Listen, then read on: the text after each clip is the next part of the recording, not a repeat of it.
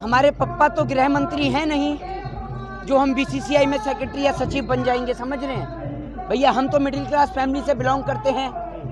अमित शाह जी हैं और जयशाह जी हैं। जयशाह जी के पप्पा जो हैं अमित शाह जी, वो बीसीसीआई में हैं, वो गृह मंत्री हैं देश के। तो आपने देखा जयशाह बीसीसीआई में बन जाते हैं। और आज देश का युवा दिवस है, लगता है आपको देश का युवा दिवस है?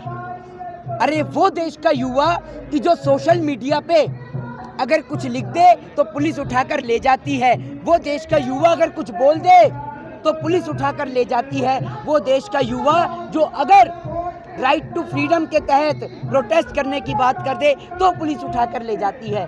तो कैसा देश का युवा दिवस। और ये आप बोल तो रहे हैं कि आपको लेकर गई पुलिस, तो इतनी बार क्या मैं आपके घर में जा रहा था घूमने? कहाँ यहाँ घूम रहे हो ना, खुल के बोल भी रहे हो। खुल के तो आप एक बात बताइए, क्या पुलिस ने नहीं उठाया? किससे उठाया? और आपको उठाया क्या? हमें ही उठाया है और आपको उठाएंगे क्या? उठाया बोल रहे हो ना, देखो मुंबई गए किसान आंदोलन के चक्कर में, नहीं मुंबई के चक्कर में गए, वहां से उठाया। किसान आंदोलन को लेकर वहां से आईटीओ के पास से उठाया, तो क्या नहीं उठाया क्या? आप एक बात बताइए, देश के तमाम इतने सारे युवा बंद हैं, अभी नहीं उठाया क्या? तो आप कैसे मना कर सकते हैं? और सुनिए, युवाओं को लेकर चार पंक्ति पढ़ना चाहूंगा कि भर्ती निकले।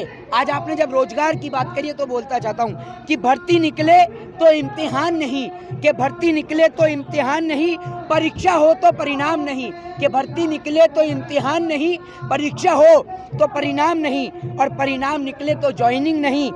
आखिर क्यों देश में युवाओं का सम्मान नहीं? बस करो मजाक अब, बस करो मजाक अब, युवा मांगे हिसाब अब। बात करो संवाद करो, बात करो संवाद करो, तो हमारे प्रश्नों का जवाब। क्यों हर भर्ती पंचवर्षीय योजना है? किस नए भारत की ये परियोजना है? कैसी ये परीक्षा प्रणाली है? अपने युवाओं की छीन ली जवानी है। आप एक बात मुझे बताइए, आज देश के अंदर देश के युवाओं के पास रोजगार नहीं है, और आप एक बात बताइए, रोजगार कहाँ से आएगा मेरे भाई? कैसे आएगा रोजगार? क्या रेलवे को बेचने से, एयर इंडिया को बेचने से, बीएसएनएल को बेचने से, एमटीएनएल को बेचने से अगर रोजगार आता है तो मेरी किडनियां भी बेच दो अगर रोजगार मिले तो। और आपको एक बात बताऊं कि देश के अंदर हर एक छोटे बड़े इंसान का सम्मान करना चाहिए, क्योंकि पता नहीं कि कब देश के अंदर चाय बेचने वाला देश बेचना शुरू कर दे। आप देख ही लीजिए क्या हो रहा है देश के अंदर। देश की संपत्तियों को बेचने से आपको लगता है कि देश के युवाओं को रोजगार मिलेगा? अभिव्यक्ति की आज़ादी छीनी जा रही है।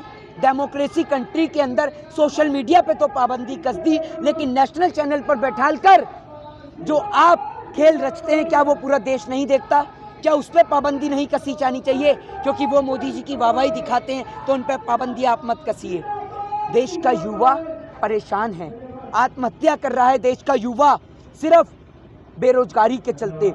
7 साल में बेरोजगारी ने अपने स्तर को तोड़ा, पेट्रोल और डीजल के दाम ने अपने स्तर को तोड़ा। क्या देश के अंदर देश की सरकार को इन सवालों का जवाब नहीं देना चाहिए?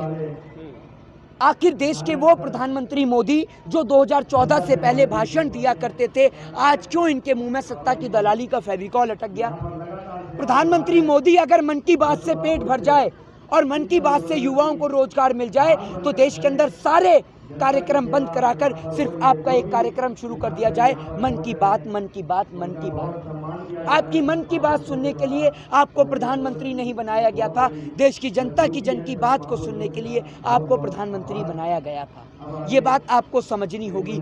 युवा सड़क पर है, बहन बेटियों की इज्जत आबरू खतरे में है, और आप क्या है, आप तो रैली और कैंपेनिंग में लग रहे हैं। आप तो कह रहे हैं भाइयों बहनों मित्रों, हवाई चप्पल वाला भी हवाई यात्रा करेगा। अरे हवाई चप्पल वाला हवाई यात्रा तो जब करेगा मित्रों, जब आप देश के अंदर एयरपोर्ट को छोड़ेंगे। ना रहेगा बांस और ना बजेगी बांसुरी। जब आपने एयरपोर्ट ही बेच दिए तो हवाई चप्पल वाला हवाई यात्रा कहाँ से करेगा? आप ये बताइए ना।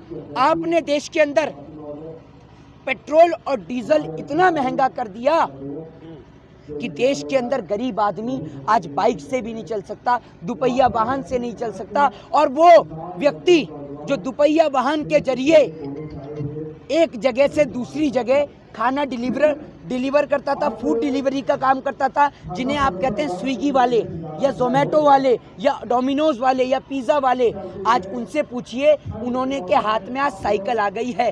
एक व्यक्ति बताता है कि जब वह बाइक से डिलीवरी करता था तो एक दिन में कम से कम 10 डिलीवरी कर लेता था, लेकिन जब आज वो साइकिल से कर रहा है तो वो दिन में मुश्किल से 5 से 6 डिलीवरी कर पाता है। तो ये देश का दुर्भाग्य है। क्या कर रहे हैं? सारे सपने इनके देखे हुए ही हैं। ये वाला सपना इन्होंने कौन से सपने में देखा था और कब देखा था भारत को बेचने का, बताइए ना।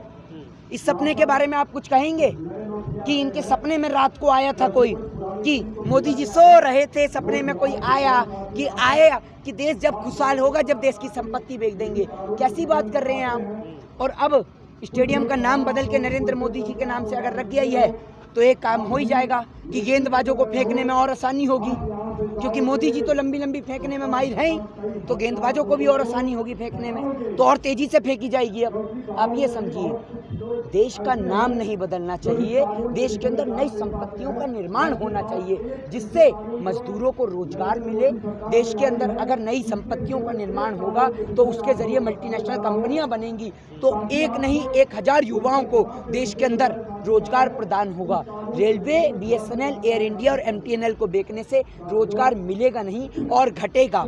ये देश के लिए एक बहुत बड़ा खतरा है और देश के युवाओं को सोचना होगा कि आज हमने उनके हाथ में देश की कमान को दे दिया है और आप और हम उस देश के अंदर रहते हैं। और आज जब आप और हम युवा दिवस की बात करते हैं तो ध्यान दीजिए युवा दिवस की जिसमें हम बात करते हैं, हम उस देश के अंदर रहते हैं कि जब आप गाड़ी खरीदने जाते हैं तो आपको कम टैक्स पे करना पड़ता है, लेकिन जब आप शिक्षा के लिए लोन लेते हैं तो आपको ज़्यादा टैक्स पे करना पड़ता है। तो इन सब तमाम बातों की ओर ध्यान केंद्रित और आकर्षित कीजिए और सोचिए और विचार करिए कि आखिर ऐसे किन लोगों के हाथ में सत्ता की कुर्सी को हमने थमा दिया कि जिन्हों से ना खुद संभला गया और ना देश को संभाला गया। देश की हालत वैसी कर दी कि आज देश दोबारा से गुलामी की तादाद पे आ गया। वो देश के इतिहास में नेपाल, जिससे हमारा रोटी टुकड़े का संबंध था, वो नेपाल मोदी जी के राज में हमें आंख दिखाता है। वो पाकिस्तान हमारे यहाँ पर सीज फायर करता है, चाइना कभी यहाँ कर बस जाता है, लेकिन प्रधानमंत्री मोदी बात करते हैं तो किसकी, कि 70 साल से कांग्रेस ने क्या किया या सपा ने क्या किया या बसपा ने क्या किया। ये सिर्फ देश को उलझाने वाली वार्ता है। आज देश का युवा ये नहीं देखता कि 70 साल पहले क्या हुआ, आज देश का युवा ये जानना चाहता है कि पिछले 7 साल में क्या हुआ और आखिर 7 साल में ऐसा क्या हुआ कि भारतीय संपत्तियों को नीलाम करना पड़ा। क्यों आखिर देश के अंदर रेलवे को बेचा गया, बीएसएनएल को बेचा गया, एमटीएनएल को बेचा गया, और क्यों सिर्फ देश के अंदर सिर्फ एक उद्योगपति को फायदा पहुंचाने और चंद उद्योगपतियों को फायदा पहुंचाने के चक्कर में किसान को भी बलि का बकरा बनाया गया। तो सरकारी आप कंपनी नहीं चलाएंगे तो सरकार भी तो सरकारी है। प्रधानमंत्री को भी प्राइवेट कर दें, प्रधानमंत्री को भी अंबानी और अडानी के हाथ में दे दें क्या, जब सभी कुछ प्राइवेट कर रहे हैं। तो जब रेल बेच रहे हैं आप तो रेल मंत्री की क्या जरूरत, क्या वेतन, क्या आपको पता है देश का हर एक नागरिक टैक्स पेयर करता है।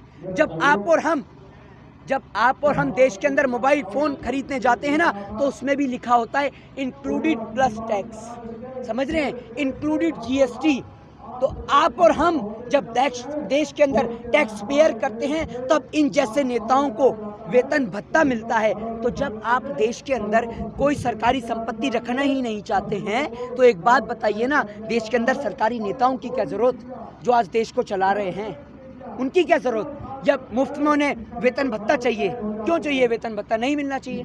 और दूसरी बात आपने कहा प्राइवेटाइजेशन, आपके घर के सामने एक प्राइवेट पार्क, सरकारी पार्क है, उस सरकारी पार्क में आप भी जा सकते हैं, मैं भी जा सकता हूँ, ये भी बैठ जा सकते हैं और तमाम लोग जा सकते हैं और एक गरीब भिखारी भी जा सकता है। लेकिन अगर उस पार्क को कोई एक व्यक्ति विशेष खरीद लेगा तो क्या वो उस पार्क के अंदर उस भिखारी को जाने देगा, नहीं जाने देगा ना, वो उस पार्क की टिकट रखेगा।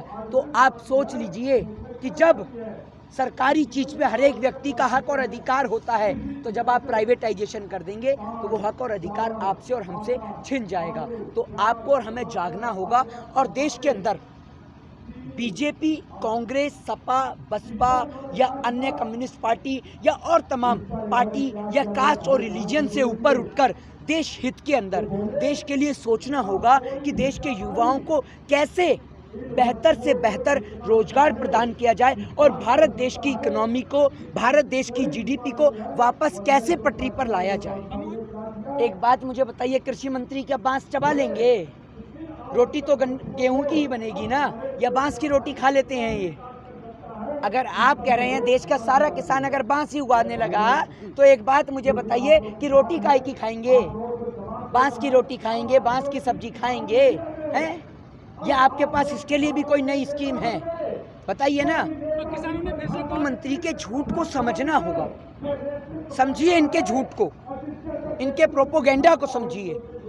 कभी कहते हैं कॉल की दूरी पे हूँ, न जाने कॉल करते करते ये बंगाल की ओर कब रवाना हो जाते हैं पता ही नहीं चलता। तो आप समझिए इनके झूठ को। कभी कहते हैं हवाई चप्पल वाला हवाई यात्रा करेगा, लोगों ने पैर से हवाई चप्पलें छोड़ दी। कोविड के दौरान आपने देखा होगा कि लोग नंगे पांव इसी फ्लाईओवर पे दौड़ रहे थे। प्रधानमंत्री कहते हैं कि 2 करोड़ युवाओं को रोजगार मिलेगा, वो आज तक नहीं मिला। प्रधानमंत्री कह रहे थे कि नीरव मोदी आ रहा है, न जाने क्या वो पैदल आ रहा है जो अब तक नहीं पहुंचा।